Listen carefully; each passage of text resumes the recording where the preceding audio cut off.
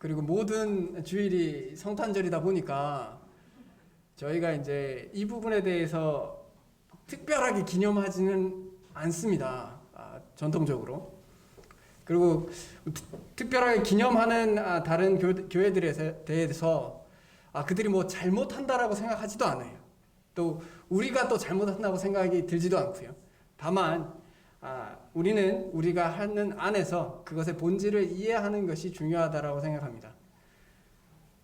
부활은요, 우리 신앙의 아주 핵심적인 내용입니다. 사실 우리가 십자가에 대해서 이야기하지만 이 십자가는 십자가 자체로는 불완전합니다. 부활이 있기 때문에 십자가가 완전해지는 거예요. 그래서 2000년 전에 죄수들을, 사형수들을 죽이던 사형 방법이 십자가였습니다. 그러나 이 십자가가 우리에게 지금은 영광의 십자가요, 구원의 십자가가 되는 가장 본질적인 이유는 부활이 있기 때문입니다. 참으로 흥미롭게도 예수님과 3년을 같이 한 제자들도 이 부활을 이해하지 못합니다. 성경을 보시면 그 누구도 부활에 대해서 믿지 않아요.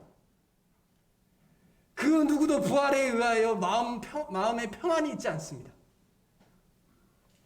예수님께서 빈 무덤을 보여주시고 손에 못자국과 창자국을 보여주시고 나서야 부활을 깨닫게 됩니다.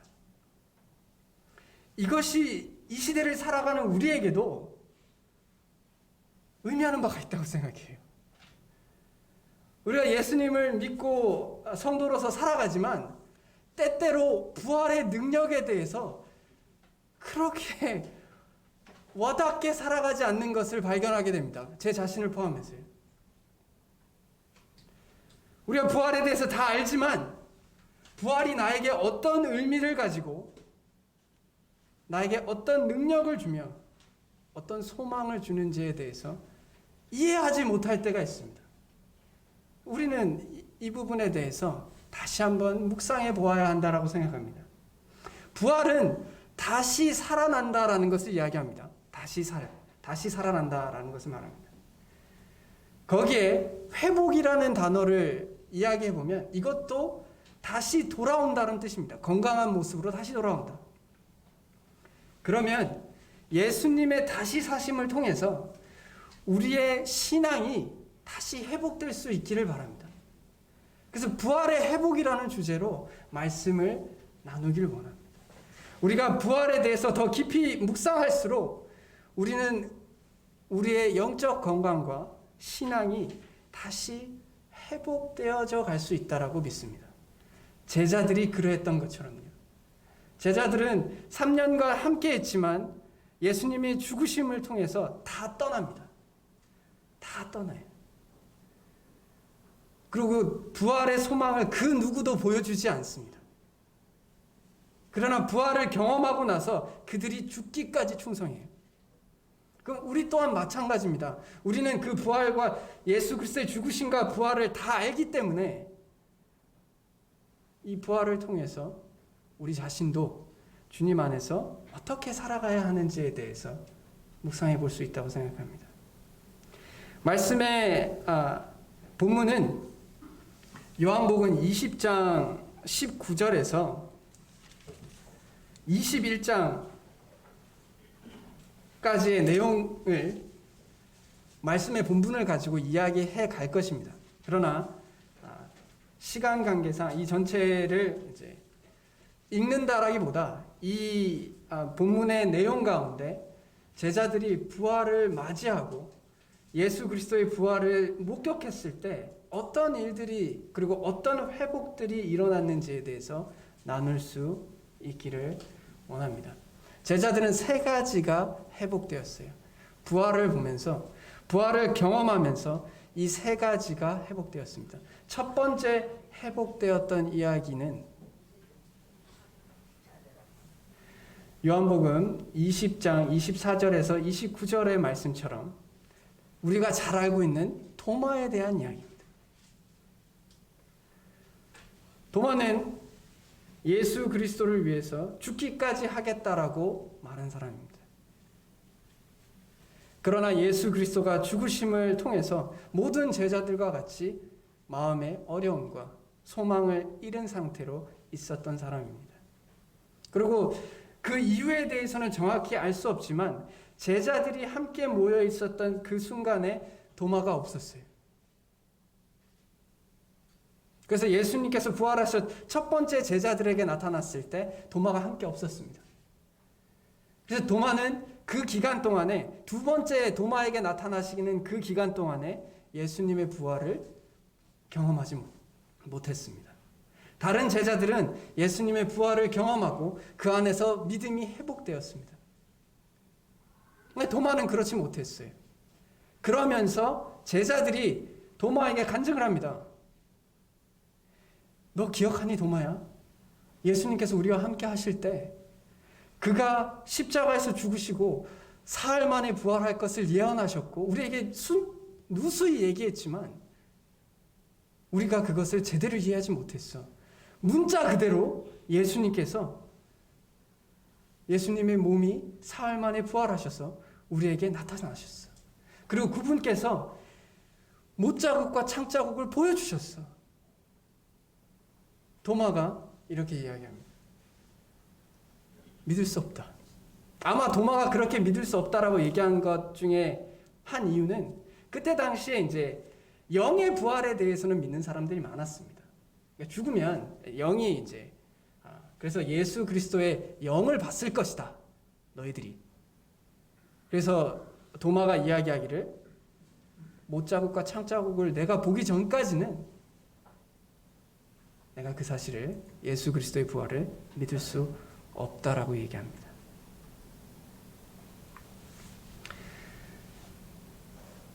여러분들이 우리가 예수님이라고 생각하면요.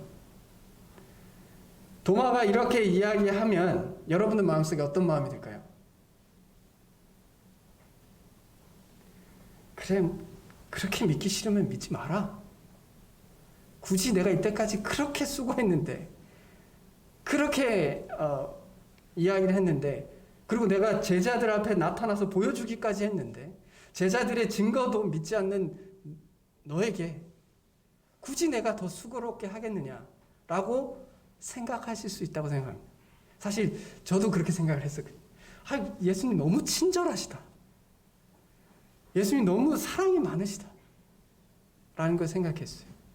굳이 한 번 더 나타나셔서 도마에게 안 보이셨던, 보지 못했던 도마에게 한 번 더 보여주십니다. 못자국과 청자국을 한 번 더 보여주세요. 그리고 나서 예수님께서 말씀하십니다. 믿음 없는 자가 되지 마라. 라고 얘기하세요. 그래서 도마는 그의 믿음이 회복됩니다. 우리들은 어떤가요? 우리가 예수님의 부활을 예수님의 못자국과 창자국으로 예수님의 부활을 다시 믿게 되나요? 그것을 경험합니까? 아닙니다. 예수님께서 말씀하시는 것처럼 보지 않고 믿는 자는 복이 있다라고 하셨어요. 우리는 예수 그리스도의 못자국과 창자국을 보지 못했습니다. 그러나 그들의 간증을 통해서 하나님의 말씀을 통해서 이것이 사실이라는 것을 믿게 돼요. 사람이 부활을 한다. 사람이 다시 살아난다. 신기하네. 어떻게 죽었던 사람이 다시 살아나지? 이 수준이 아닙니다. 부활은요. 우리에게 있어서. 제자들에게도 마찬가지였어요. 예수 그리스도의 부활은 예수님께서 이때까지 제자들에게 했던 그 모든 이야기가 사실이라는 증거를 보여준 겁니다. 예수님께서 3년 동안 함께 하셨던 구약에서 이야기했던 예수 그리스도에 대한 그 모든 사실이 정말 사실이다 라는 것을 부활을 통해 보여주셨어요. 그러니 제자들은 예수 그리스도가 정말 나의 구주요 그리스도요 하나님의 아들이다 라고 고백할 수밖에 없었던 것입니다. 우리도 마찬가지입니다. 제가 얼마 전에 4월 1일에 인도네시아에서 선교하고 계신 이승훈 선교사님 계십니다. 수요 집회 때 모임에도 오셨던 분이고 성도님들 아실 거라고 생각해요. 그분이 이제 다른 분들한테도 아마 소식을 보냈을 거라고 생각이 드는데 4월 1일에 형제님께서 계시는 자카르타에 이제 테러가 일어납니다. 이슬람 극단주의자들이 테러를 벌여요. 그리고 그 와중에 이제 그 테러에 참여한 한 여성이 경찰의 발포로 인해 사망하게 됩니다. 그걸 이제 저한테 알려주시면서 이슬람 종교를 가진 사람들이 어떻게 극단적으로 자신의 종교를 위해서 다른 사람들을 죽이는 것을 정당화하고 또한 그 안에서 자신이 천국에 갈 것이다라는 확신 가운데 살아가는지에 대해서 이야기해 주셨어요. 그리고 기도해 달라고 하셨습니다. 그리고 그 안에 그 여성분이 자살 이제 테러를 하기 전에 유서를 썼습니다. 그 유서의 내용 끝자락에 보면 알라께서 우리 모든 가족을 천국에 보내실 것을 믿습니다라고 이야기했어요. 실질로 종교 때문에 일어나는 많은 전쟁과 그리고 죽음과 다툼이 있습니다. 또 그들은 그들 나름의 믿음이다라는 이름으로 이렇게 이야기해요. 참 일관성 있는 믿음입니다. 그러나 그 믿음이 진리인 것은 아니에요.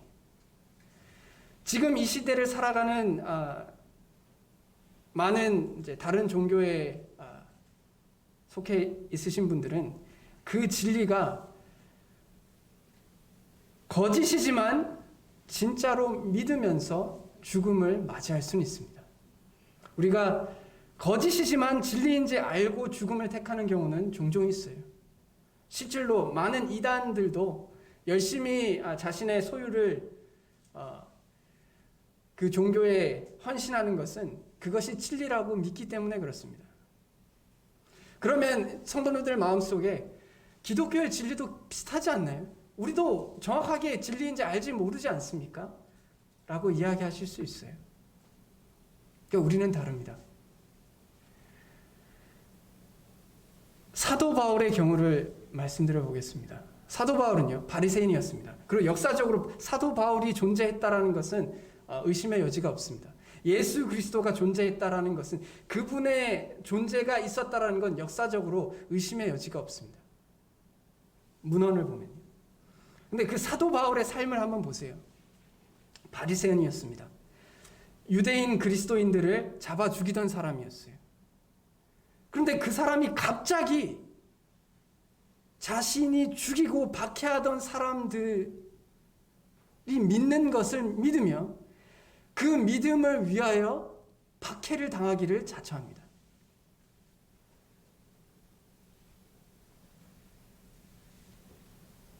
사도 바울은 예수 그리스도의 부활을 환상으로 보았죠. 예수 그리스도께서 환상으로 그것을 보여주셨어요. 사도 바울이 그렇게 삶이 180도로 바뀌게 됩니다. 그리고 그것은 예수님께서 죽으시고 부활하시고 승천하시고 얼마 안 됐을 때의 이야기입니다. 많은 다른 종교들은 실질로 그 일이 일어난 사건과 믿고 있는 그 사건의 길이가 굉장히 길어요. 그러니까 그 사이에 어떤 거짓들이 섞여갈지 알 수 없습니다. 그러나 사도들이 믿었던 그 진리는 성경이 쓰여질 그 시기에 많은 사람들이 이미 부활을 봤다라고 이야기하는 많은 사람들이 여전히 살아있었던 시기입니다. 사도들은 다 예수 그리스도를 위해서 죽었습니다. 요한도 사실 늙어 죽었지만 그것 또한 순교라고 생각할 수 있다고 생각합니다. 우리가 거짓을 위해서 죽을 수 있는 사람이 없습니다. 거짓을 위해서 어떤 거짓이 있고 어떤 혜택이 나한테 있으면 거짓을 추구할 수 있어요. 거짓이지만 나에게 유익이 되니까 거짓이지만 사실처럼 받아들일 수 있습니다. 그러나 거짓인데 나에게 그것으로 인해서 죽음이 있을 것이다라고 얘기한 것을 우리가 그것을 위해서 살아갈 수 없습니다. 누구도 그렇지 않을 거예요. 카타콤에서 순교했던 그 많은 사람들 중에 그냥 예수 그리스도를 믿지 않는다고만 하면 살 수 있었던 사람들입니다. 그리고 그 사람들은 부활을 경험했던 사람들입니다. 부활을 눈으로 봤던 사람들이에요. 그리고 그 봤던 사람들의 간증을 통해서 보았던 사람들입니다. 누가 거짓을 위해서 죽겠습니까? 사도들이 그렇게 하지 않는 것을 보고 그들의 믿음을 보고 우리 또한 예수 그리스도께서 부활하신 것을 다시 믿게 되는 겁니다. 깊이 한번 묵상해 보십시오. 정말 예수 그리스도께서 다시 사셨어요. 그리고 그 안에 있는 우리 또한 그 안에서 다시 부활할 것을 믿는다라고 생각해 보십시오. 그것이 사실이라고 생각해 보십시오. 세상에 우리가 두려워할 것이 과연 그렇게 많이 있을까요? 우리 마음속에 저어되어 되던 것들, 내 마음속에 고통을 주는 것들이 그렇게 중요한 문제가 될까요? 예수님께서 부활하셨는데요. 그럼 나 또한 그렇게 부활하게 될 텐데요. 우리가 그것을 기억한다면 우리는 신앙이 회복되는 것을 발견하게 됩니다. 우리의 믿음이 다시 굳건해지는 것을 발견하게 됩니다. 도마가 그러했던 것처럼 우리의 믿음도 그렇게 다시 회복될 수 있기를 바랍니다. 도마가 회복된 것은 예수 그리스도의 말씀을 통해서 회복되었습니다. 로마서에서 이야기하는 것처럼 믿음은 들음에서 납니다. 들음은 그리스도의 말씀이고요. 우리가 말씀에 대해서 어떤 태도를 가지느냐가 우리의 믿음이 다시 회복되느냐의 문제입니다. 말씀을 듣는 태도는 세 가지가 있다고 생각해요. 하나는 이것은 성경을 보든 다른 유튜브를 통해서 보든 강단에서 말씀을 듣든 모두 동일한 조건이라고 생각합니다. 세 가지 태도입니다. 하나는 말씀을 무시하는 태도예요. 말씀은 별로 중요하지 않다. 두 번째 태도는 약간 사업가적인 태도입니다. 우리가 보통 거래처와 계약을 맺기 전에 누가 이런 이야기를 합니다. 이 일은 정말 이 제품은 정말 좋은 제품입니다. 사십시오 라고 얘기하면 사는 사람 입장에서 어떻게 얘기합니까? 일단 들어보고 사도록 하죠. 제품이 얼마나 좋은지 들어보고 사도록 하겠습니다 라고 합니다. 우리도 말씀을 대할 때 일단 들어보고 말씀이 내 마음에 맞으면 제가 그 말씀을 받고요. 말씀이 내 마음에 안 들면 다음 기회에 하도록 하죠. 마치 계약을 하는 것처럼. 세 번째 태도는 이겁니다. 주님, 제가 순종하고 싶은데요. 그러니 말씀을 주십시오. 제가 듣고자 하는 이유는 어떤 말씀이든지 간에 제가 할 수 있는 한 순종해 보겠습니다. 제가 연약하고 힘들지만, 그리고 제가 사실 잘 할 수 없을 것 같기도 하고, 부딪히는 부분들도 분명히 있지만, 제가 말씀을 듣는 이유는 이 말씀이 나에게 의미 있으며, 이 말씀을 통해서 내가 좀 더 나은 사람이 되고, 하나님께 영광을 돌릴 수 있으며, 순종하기 위해서 말씀을 듣습니다. 라고 하는 태도가 있습니다. 이 셋 중에 우리의 믿음을 날마다 회복시킬 수 있는 태도가 무엇일까요? 그것을 집에서 성경을 보시든 집에서 다른 성경 말씀을 듣든 교회에서 강단의 설교를 듣든 세 번째 태도야말로 우리가 믿음이 성장해가는 태도라고 생각합니다. 우리가 저번 주에 영적인 건강에 대해서 이야기하였습니다. 마찬가지입니다. 도마가 말씀을 예수님께서 제자들에게 나타났을 때 없었습니다. 그러나 도마는 그 마음속에 이런 마음이 있었어요. 이 부분만 해결하면 내가 죽기까지 순종하겠다라는 마음이 있었습니다.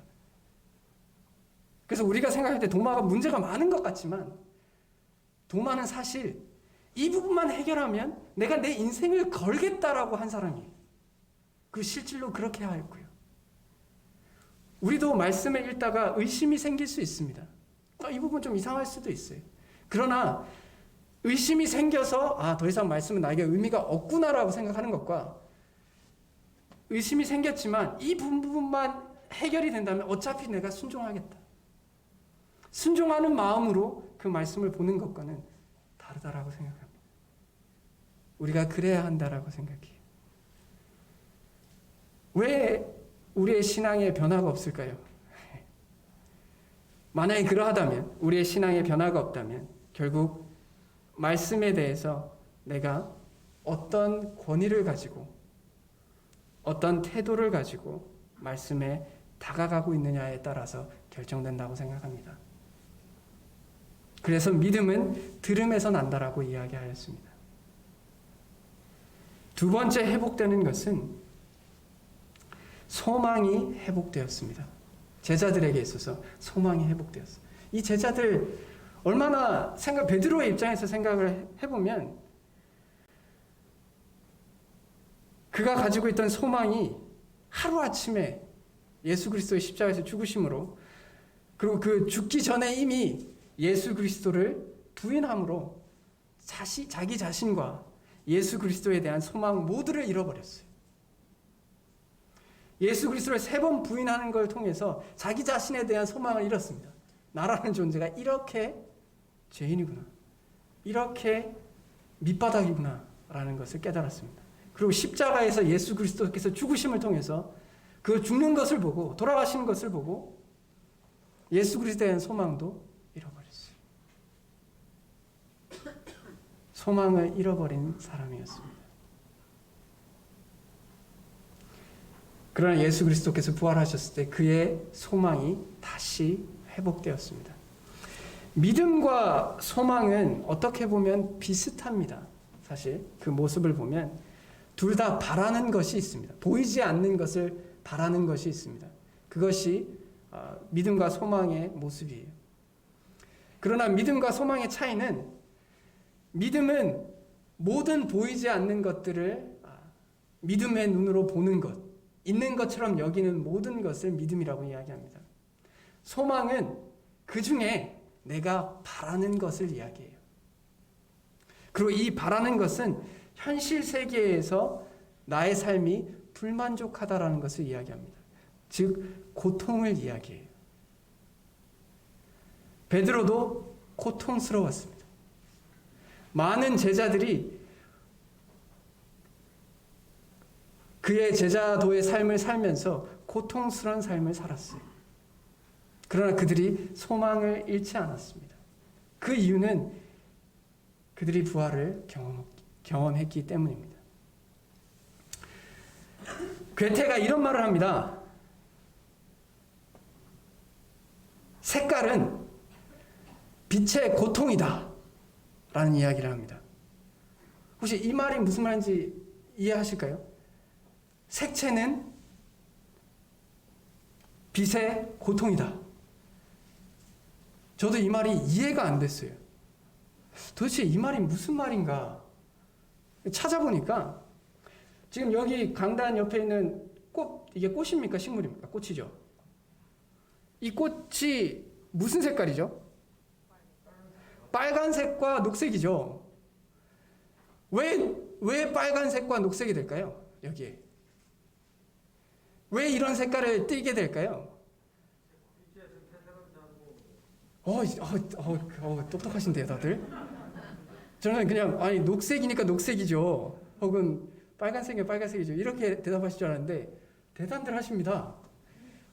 비꼬는 거 아니에요. 정말 대단하시다는 관점입니다. 그 빛이요, 가시광선이 있습니다. 빛이 여러 가지 파장이 있어요. 가시광선, 자외선, 적외선이 있는데요. 가시광선은 우리 눈에 보이는 겁니다. 빨진 호초, 파란보 7가지 색깔이 있어요. 그것이 어떤 물체에 이제 비춰집니다. 그런데 그 물체에서 이거 같은 경우는 녹색을 반사하고요, 빨간색을 반사하는 겁니다. 그래서 이걸 빛의 입장에서 보면 빛의 7 가시광선이 나아갔어요. 물체에 도달했습니다. 나머지 색깔들은 다 받아들여졌어요. 그러나 녹색은 거절당한 겁니다. 반사된 거예요. 빨간색도 거절당한 거예요.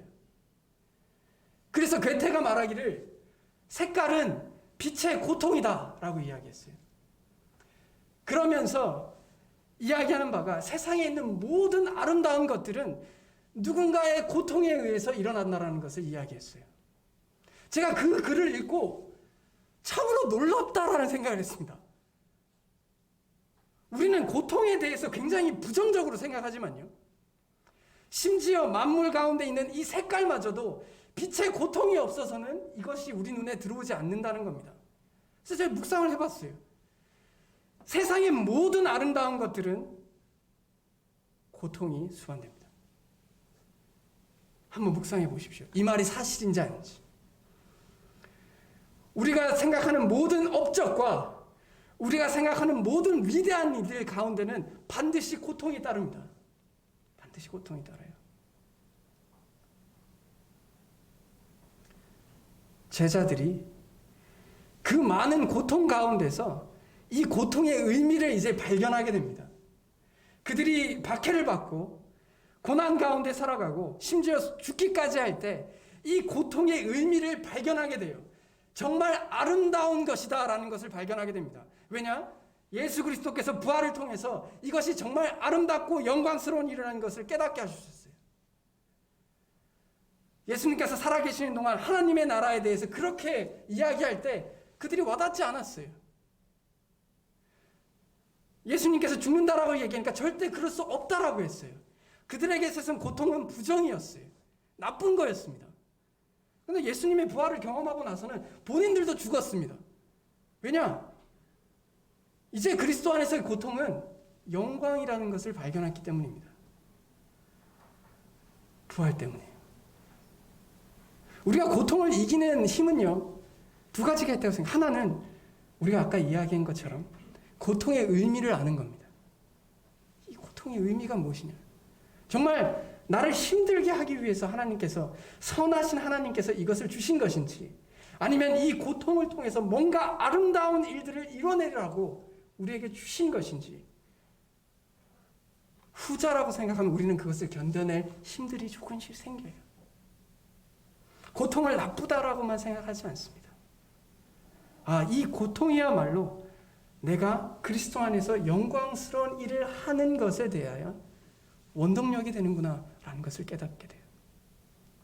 그럼 소망이 생기는 겁니다. 교회 가운데 제가 상상도 할 수 없는 고통 가운데 계신 분들도 있을 거라고 생각합니다. 그리고 제가 이 말씀을 나누는 것으로 인해서 그런 고통을 누리는 것, 그런 고통을 가진 것을 왜 견디지 못하십니까? 라고 정죄하는 게 절대 아니에요. 고통은 고통스럽습니다. 힘들어요. 그러나 그 고통의 의미를 우리가 깨닫게 되면, 이제 고통이 나를 어렵게만 하는 것뿐만 아니라 또한 그리스도 안에서 아름다워지고 그리스도 안에서 영광되며 또한 그리스도 안에서 성장하는 길이라는 것을 보여줍니다. 예수님께서 베드로에게 내가 진실로 진실로 내게 이르노니 내가 젊어서는 스스로 띠띠고 원하는 곳으로 다녔거니와 늙어서는 내 팔을 벌리니 남이 내게 띠띠우고 원하지 아니한 곳으로 데려가리라 라고 베드로에게 이야기했어요. 이 말을 할 때 요한이 어떻게 기록했냐면, 이 말씀을 하심은 베드로가 어떠한 죽음으로 하나님께 영광을 돌릴 것을 가르치심이로라 라고 얘기합니다. 내가 원하지 않는 곳으로 데려가는 그것이 하나님께 영광이라는 것을 이야기합니다. 우리도요, 우리의 삶 가운데 하나님께 기도할 때 하나님께서 내가 원하는 것을 들어주시지 않을 때가 있습니다. 제가 장담하건대 하나님께서 우리를 사랑하시지 않기 때문이 아니에요. 절대 그렇지 않습니다. 그것을 통해서 이루고자 하시는 영광이 있으신 겁니다. 우리가 그것을 이해하면, 그것을 깨달아가면 조금씩 회복할 힘이 생깁니다. 두 번째, 소망을 가질 수, 고통을 이길 수 있는 두 번째 이유는 고통에 기한이 있다는 것을 깨닫는 거예요. 지옥이 왜 지옥입니까? 끝이 없기 때문에 그렇습니다. 끝이 없기 때문에. 그러나 우리에게 있는 고통은 끝이 있어요. 끝이 있습니다.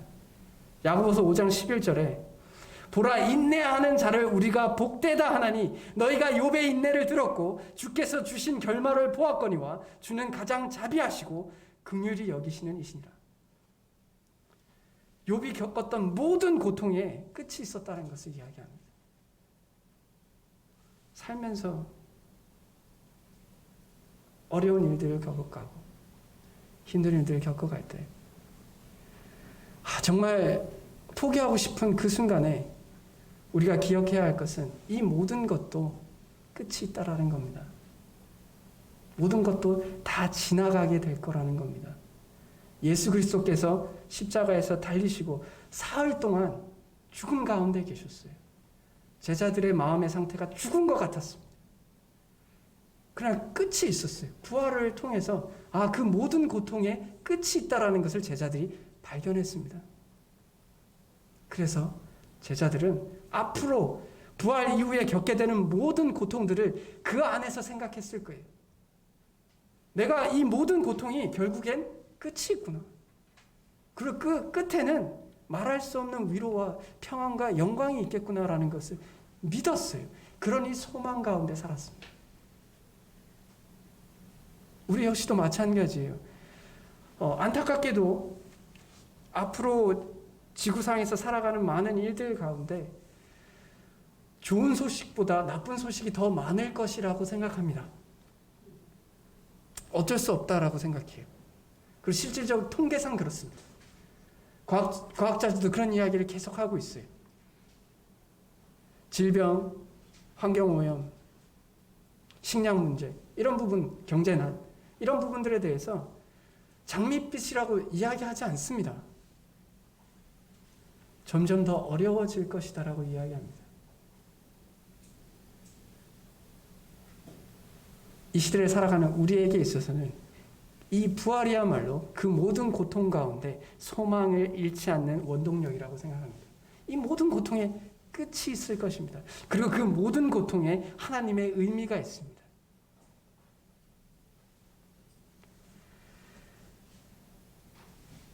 믿음과 소망이 회복되었어요.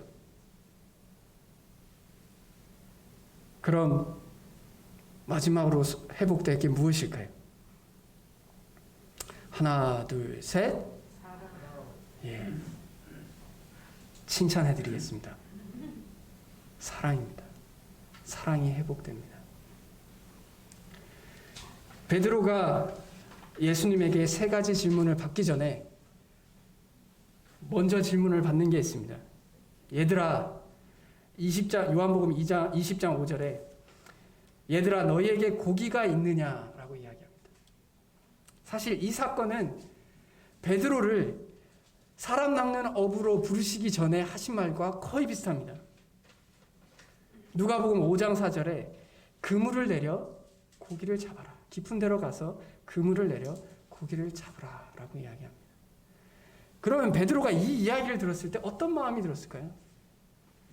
모든 예수 그리스도께서 베드로에게 향한 모든 사랑들이 다시 생각났을 거예요.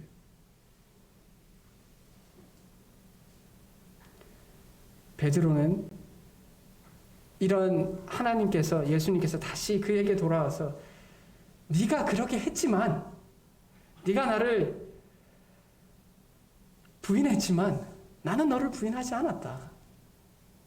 그리고 내가 너를 어떻게 불렀고 이제까지 어떻게 인도해 왔는지를 기억해봐라. 내가 너를 얼마나 사랑했는지를, 그리고 또한 앞으로 사랑할지를 기억해라 라고 말씀하신 겁니다. 그리고 나서 예수님께서 물었어요. 3번을 묻습니다. 네가 나를 사랑하냐? 베드로가 예전에는 자기 자신의 어떠한 믿음이나 어떠한 사랑으로 사랑한다라고 말했다면 이렇게 담대하게 이야기할 수 없었을 것입니다. 베드로는 하나님의 사랑, 예수 그리스도의 사랑을 보고 그 사랑에 감동했기 때문에 이런 실패자 같은 인생 또한 있는 그대로 사랑해 주시기 때문에 내가 예수 그리스도를 사랑한다라고 고백할 수 있게 된 것입니다. 그래서 베드로는 3번이나 그렇게 고백을 하게 되죠. 부활은요, 예수님께서 부활하시고 나서 베드로에게 와서 내가 너에게 주는 어떤 권력을 사랑하느냐라고 묻지 않았습니다. 내가 너에게 어떤 주는 물질을 사랑하느냐라고 묻지 않았습니다. 내가 너에게 주는 어떤 인기를 네가 사랑하느냐라고 얘기하지 않았어요. 아닙니다. 예수 그리스도께서 네가 나를 사랑하느냐라고 물었어요. 복음의 가장 큰 선물은 하나님이 우리에게 주어지는 것입니다. 우리가 천국에 가는 것이 가장 큰 선물이 아닙니다. 우리가 예수 그리스도를 온전히 우리 안에 받아들이는 것이, 그것이 가장 큰 선물이에요. 그렇기 때문에 하나님께서, 예수 그리스도께서 제자들에게 나타나셨을 때 그렇게 물었어요. 네가 나를 사랑하느냐? 예전에 평강공주와 온달 장군의 이야기가 있죠. 이 이야기 다 아실 거라고 생각합니다. 온달인데 바보입니다. 평강인데 공주예요. 부활은요, 하나님께서 하나님이라는 것을, 예수 그리스도께서 하나님이라는 것을 증거합니다. 그런 하나님께서 우리를 사랑하신다라는 것을 증거하신 거예요. 바보 온달을 사랑한 사람이 그냥 일반 사람도 아니고 공주래요. 우리가 그 사랑을 굉장히 숭고하게 여깁니다. 사람이 사람을 이렇게 사랑하는 것도 위대한데 하나님이 사람을 이렇게 사랑하신 겁니다. 그럴 때 우리는 하나님을 향한 사랑이 회복되는 것을 발견하게 됩니다. 또한 우리에게 믿음과 소망이 없을 때는 우리의 삶은 경쟁과 집착 가운데 있을 수밖에 없어요. 소망이 없으니 지금 이 땅에서 하나라도 더 가지는 것이 합리적인 선택입니다. 남에게 주는 것보다 내가 더 많이 움키고 가지는 것이 합리적인 생각입니다. 왜냐하면 죽고 나면 아무것도 없다라고 하면요. 그래서 이 소망과 희망이 없는 사람들은 굉장히 집착적이고 경쟁 가운데 있습니다. 근데 우리에게 부활의 소망이 있잖아요. 우리가 천국에 간다는 걸 믿고 하나님 안에서 만족을 누린다는 걸 깨달으면 다른 사람들을 사랑할 여유가 생깁니다. 마음속에. 그래. 어차피 내가 천국에 가면 이것들 별로 나한테 중요한 일들이 아니야. 하나님의 나라가 내가 추구하는 그것보다 훨씬 더 커. 그러면 남에게 양보하거나 남이 나에게 상처 준 것이나 내가 남에게 상처 주는 것에 대해서 다르게 보입니다. 다르게 보여요. 그래서 부활은 하나님에 대한 사랑이 회복되고 이웃에 대한 사랑이 회복되는 것의 본질적인 모습입니다. 제자들의 주님을 향한 믿음 그리고 소망, 사랑이 예수님의 부활을 통해서 회복됩니다. 우리 또한 예수 그리스도의 부활을 바라볼 때 우리의 믿음과 소망과 사랑이 회복될 수 있기를 간절히 바랍니다. 갈라디아서 2장 20절에 이런 말씀이 있습니다. 내가 그리스도와 함께 십자가에 못 박혔나니 그런즉 이제는 내가 사는 것이 아니요 오직 내 안에 그리스도께서 사시는 것이라. 이제 내가 육체 가운데 사는 것은 나를 사랑하사 나를 위하여 자기 자신을 버리신 하나님의 아들을 믿는 믿음 안에서 사는 것이라. 부활은 그리스도께서 우리 안에 사시는 것을, 그리고 그분께서 다시 사신 것을 믿음으로 인하여 우리 마음속에 믿음과 소망과 사랑이 회복될 수 있는 원동력이 됩니다. 우리 모두 그런 삶을 살 수 있기를 원합니다. 다 같이 기도하겠습니다.